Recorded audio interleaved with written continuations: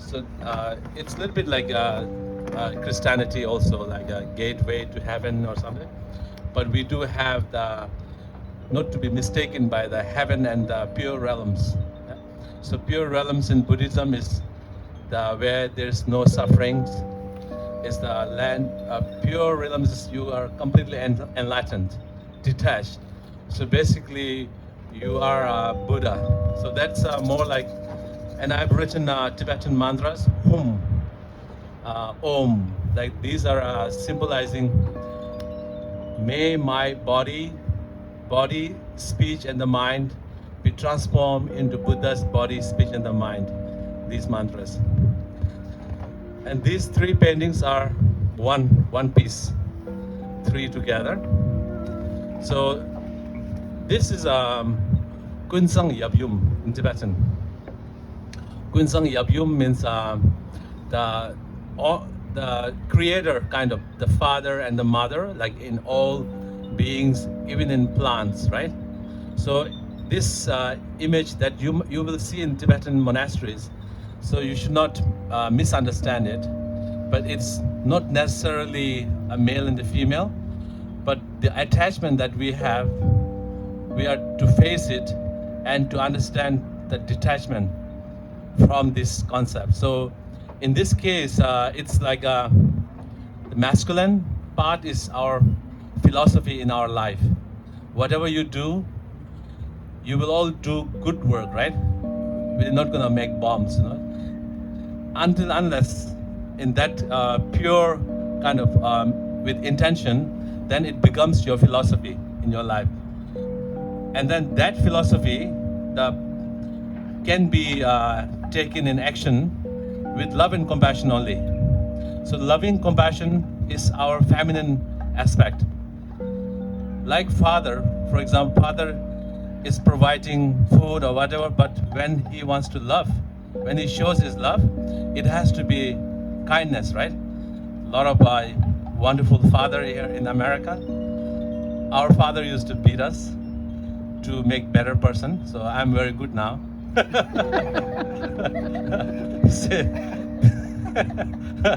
They say the education is in the tip of the stick. So it's not really badly, but then we study. They show the stick. And Dalai Lama also has a holy stick for him. It's painted in yellow. And Dalai Lama says, that doesn't give me a holy paint. He also has to run away.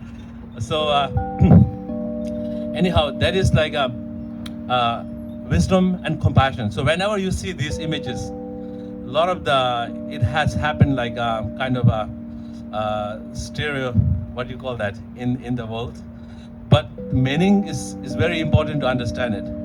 So feminine, that's why we can be reborn as woman, male, any form of body, right?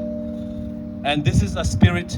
I painted them more like a water kind of form, water element, because you are here more like a water area. So that way, spirit from the water, offerings created, because you are facing the water all the time, to try to understand and not just a view, but try to understand that water is one of the element.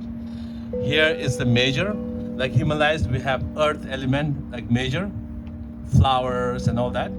And then, but all the elements are related, they survive with the interdependence. Depending on water has all air, all the elements. Because of that, like we stand with all four elements. Otherwise, we can't breathe. Our body, like this earth, our blood as the water, the breathing the air as the air element, like that. So that's how in Buddhism we say we are all interrelated. No single concept is independent. So if we understand that, that's a one base to practice compassion. Yeah. And then this painting here, this is a cherry blossom. The scriptures in the background, and in the East we have it's a very big festival. when the spring comes, like flowers and all, and they do prayers. There's a lot. I just came yesterday from in San Francisco. We were doing Dalai Lama's 90th birthday, and there were collectively around 100 Tibetan lamas and monks were there. So I was very happy to be around with them. So we did a prayer with some of the very high lamas were there. So I'm going to recite the similar prayers here also for all of you. So these are the scriptures in the background, and then these flowers, they symbolize in Tibet or in the Far East, it symbolizes Losum Kambo, means when the fruitful result come, there's always prayers by the farmers. Very important because they are the one who's irrigating and all, and we are the one is consuming. So we have to connect. But this kind of that's the meaning. So I will say the prices if you are interested to buy them.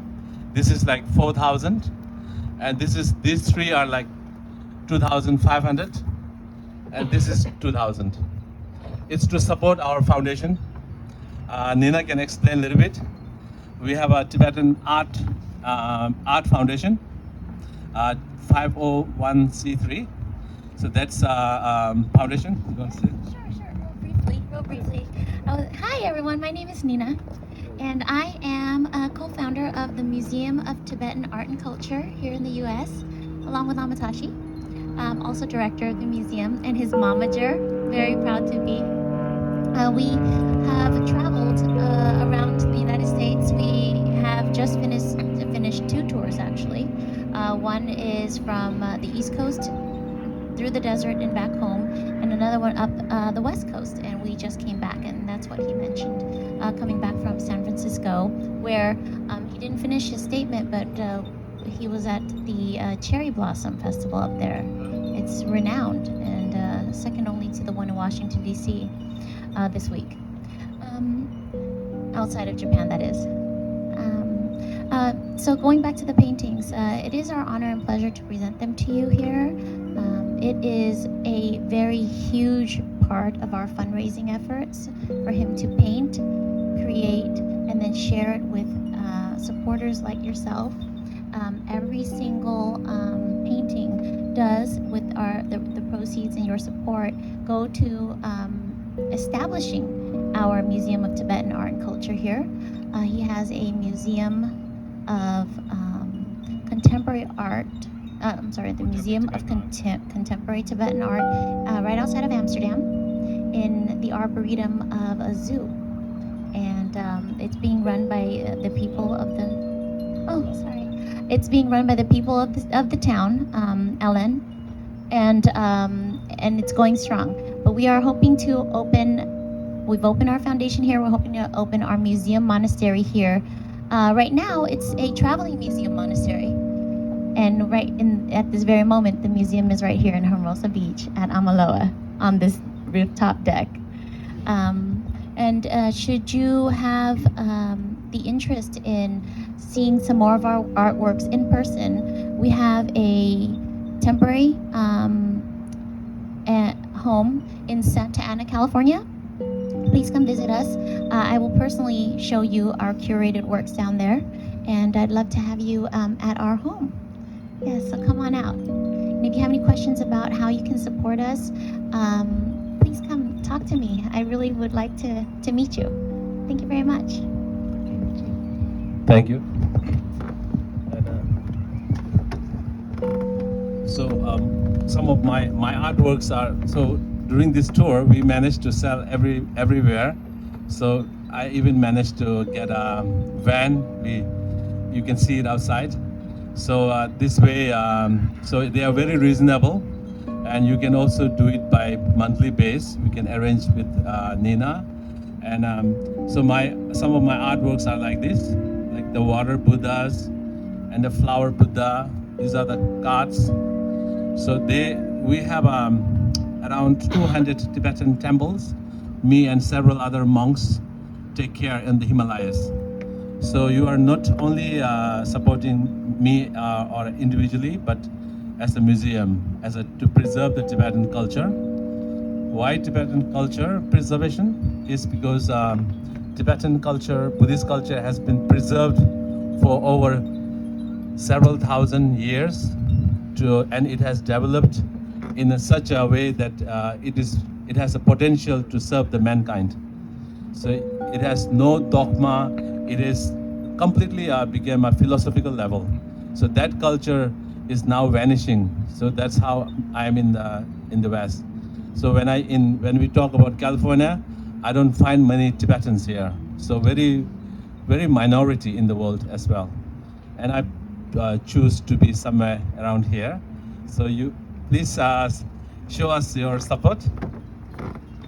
And then there's some flyers later you can take.